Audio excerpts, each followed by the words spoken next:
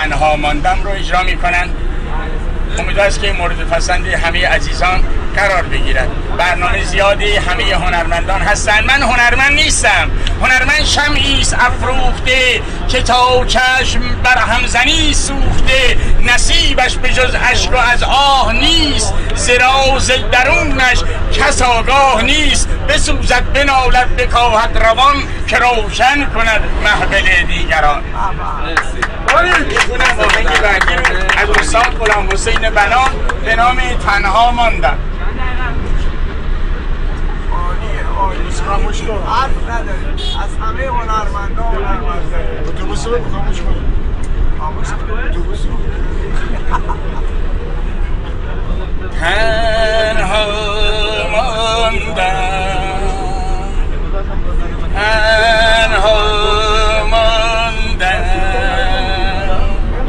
تنها با دل بر جا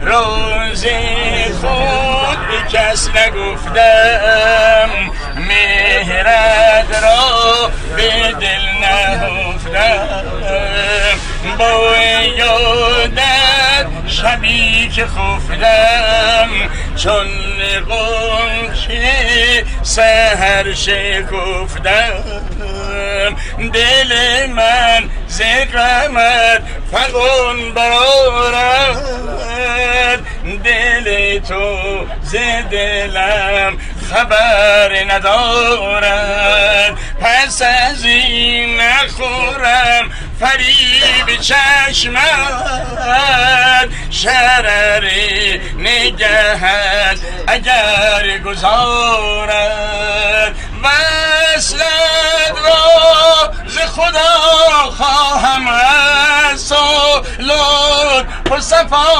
خواهم که از مهرت بنوازی جانم،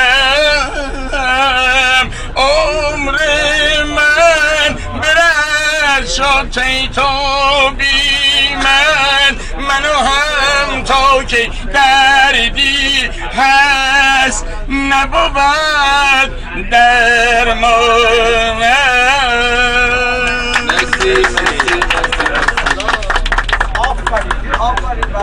تشکر میکنم از همه شما بزرگواران، متشکرم. خب اون عزیزانی